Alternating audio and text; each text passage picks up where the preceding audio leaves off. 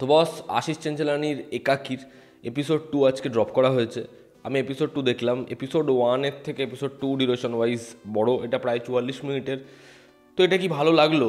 আমি episode 1-এ review করেছিলাম এবং এপিসোড 1 আমার একদম ভালো লাগেনি। এপিসোড 1 আমার মনে হচ্ছে খুব বাজে। এবার এপিসোড 2-তে কি জায়গাটা বেটার জায়গাতে আসলো, সেটা কি দেখে মনে হচ্ছে যে হ্যাঁ, কমেডি ওয়ার্ক করছে বা অ্যাটলিস্ট হরর ওয়াইজ জিনিসটা বেটার হতে পারে। দেখো, এটা ফ্রিতে ইউটিউব অ্যাভেলেবেল রয়েছে। আমি সে কারণে গল্প খুব বেশি বলছি না। এবং আশিস চেঞ্চলানির, আমি আগের এপিসোডেও বলছিলাম যে আমি নিজে আশিস চেঞ্চলানির একজন কাইন্ড অফ অডিয়েন্স। আমি তার কন্টেন্ট বহুদিন ধরে দেখেছি, হেসেছি, এনজয় করেছি। কিন্তু এখানে যখন কাজটা দেখছি, এটাকে বাদবাকি যে কোনো সিরিজ, সিনেমা, সেগুলোকে যেভাবে আলোচনা করি, সেগুলোর খারাপ লাগা নিয়ে যেভাবে কথা বলি, আমার মনে হয় এটার বেলাও সেরকমভাবে বলা উচিত। সেরকমভাবে আমি বলছি। তার কারণ আশিস ডেফিনেটলি খেটে বানিয়েছে, আমি আগের দিনও বলছিলাম। কিন্তু যে বাজেট, যে স্কেল, যে সোর্সেসগুলো সে পেয়েছে, সেগুলো দিক আমি এটাকে একটা নর্মাল কাজের মতো করেই ভাবছি। এটাকে রিভিউ করার সময় এরকমভাবে বলছি না যে না, এটা ইন্ডিপেন্ডেন্ট কাজ, এই সাপোর্ট করা উচিত। যেটা বাংলাতে এখানে একটা সিরিজ বা একটা সিনেমার ক্ষেত্রে যে স্ট্রাগলটা হয়, যা জিনিসপত্র হয়, আমার মনে হয় না যে তারা অতটা সমস্যা ফেস করেছে। এবং আমি এটা শুরুতে আবারও বলবো যে আমাদের এখানে এর 100 ভাগের 1 ভাগ টাকায় যেরকম ধরনের ইন্ডিপেন্ডেন্ট সিরিজ, সিনেমা হয়, সেগুলো অনেক বেটার কন্টেন্ট ওয়াইজ। ইভেন যারা ক্রিয়েট করেছে তারা অনেক বেটার কিছু বলতে চেয়েছে। এপিসোড 2-তে একদম শুরুতেই এই যতজন বন্ধুরা আছে, এরা প্রত্যেকে ফিগার আউট করে নেয় যে এই বাংলোটার মধ্যে ভূত আছে। এবার তারা এখান থেকে বেরোনোর চেষ্টা করছে। তারা কখনো গাড়ির সমস্যা দেখছে, কখনো দেখছে সেখানে স্কেয়ার ক্রো, সেটা এদের ভয় দেখাচ্ছে। এখানে যাকে একজনকে ডাকছে, সে আসার পরে কি হচ্ছে, এর থেকে বেশি জানতে হলে তোমাকে এই এপিসোড 2টা গিয়ে ইউটিউবে দেখতে হবে। এপিসোড 2-র যদি ভালো দিক খারাপ দিক আসি, তো আমি জানি না এপিসোড 2তে আমি কী ভালো বলবো। তার কারণ এপিসোড 2তেও জায়গাটা বেটার জায়গাতে যে খুব বেশি যায় এমনটা না। শেষটা একটু ইন্টারেস্টিং হয়, তবে শেষটা দেখে আমি প্রথমেই যেটা ভেবেছি সেটা হচ্ছে নোপ। জর্ডন পিলের নোপ তোমরা দেখেছো? আমার তো আপাতত নোপের মানে ওই যে এন্ড পয়েন্ট, ওটা দেখে পুরো নোপের কথাই মনে হয়েছে যে হ্যাঁ, মানে এরকম কিছু হবে নাকি এবার। যদি সেটা হয়, আমি জানি না সেটা কীভাবে গল্পে আসবে, তবে দেখার সেটা কি হয়। যদি ভালো কিছু বলি তাহলে একটা জিনিসই বলতে হয়, সেটা হচ্ছে প্রোডাকশন কোয়ালিটি। এই ছবিটার সত্যি প্রোডাকশন কোয়ালিটি আছে। একটা ড্রিম সিকোয়েন্স আছে পুরো রেডের মধ্যে, ওটা দেখলে মনে হয় যে ঠিক আছে, ইন্টারেস্টিং।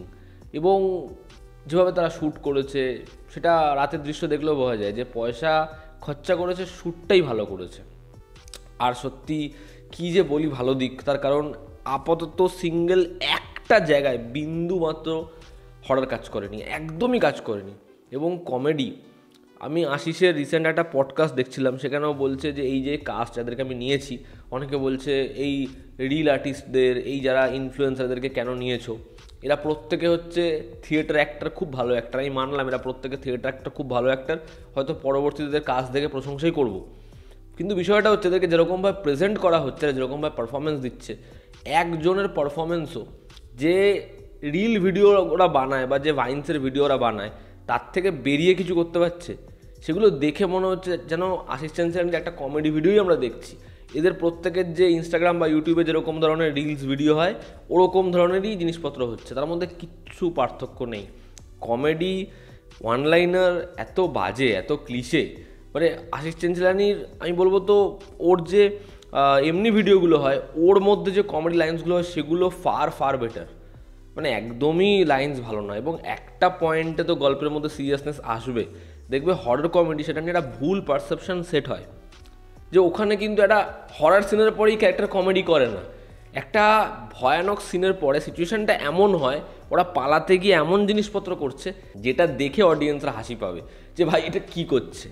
কিন্তু ওখানে কিন্তু এই ক্যারেক্টারটা হঠাৎ করে আবার মানে ফানি জিনিসপত্র করতে থাকে না, বা ও আবার ওখানে আমি একটু আগে ভয় পেয়েছিলাম, 1 সেকেন্ড আগে আমার ভয় চলে গেছে, আমি এবার একটু ক্যাজরা করি, এরকম মোটিভ নিয়ে ক্যারেক্টার চলে না।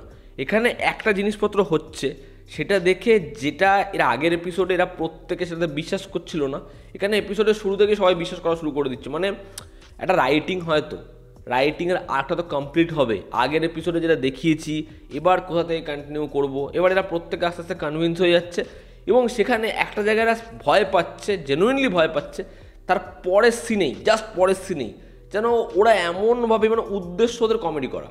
ছবির ডায়ালগস সেটা আমার মনে হয় সুরজ কুমার সে নিজের রিভিউ ভিডিওতে ইনস্ট্যান্ট ওগুলো বলে দেয়, বা আমরা যে কেউ ওরকম কথাবার্তা হরদম বলি, বলছে কী কী সিনেমা এনেছিস চল আমরা বসে দেখি, তো হরার সিনেমা এই ওই নাম বলছে, বলার পর বলছে কেন ভালো সিনেমা আনতে পারিস নি, 13B, 404 ইউর নট ফাউন্ড, এসব বলছে না আমরা আরেকটা জিনিস করতে পারি, আদিপুরুষ দেখি চ। বলে আদিপুরুষ দেখলে ভগবানকে দেখালে হয়তো ওখানে যেরকমভাবে দেখিয়েছে ভূত ভয় পেয়ে যাবে, নাহলে আমরা ঘুমিয়ে পড়বো। তো এরকম ধরনের লাইন্স যে কোনো মুভি রিভিউয়ার বা যে কেউ না এমনিই বলে দেয়। এটা খুব ক্লিশে, খুব ব্যাকডেটেড কাজ, খুব বাজে পারফরমেন্স, খুব বাজে লেখা কাজের মধ্যে দেখা যাচ্ছে। তোমরা যারা দেখেছো তোমাদের কি অপিনিয়ন জানিও। আমি নিজে একজন আশিস চেঞ্চলানির দর্শক হয়ে বলছি একদম ভালো লাগছে না। এই ছিল আজকের ভিডিও, তোমাদের কি অপিনিয়ন জানিও। জনতা আমাদের পাশে আছে, আবার দেখা হচ্ছে, টেক কেয়ার।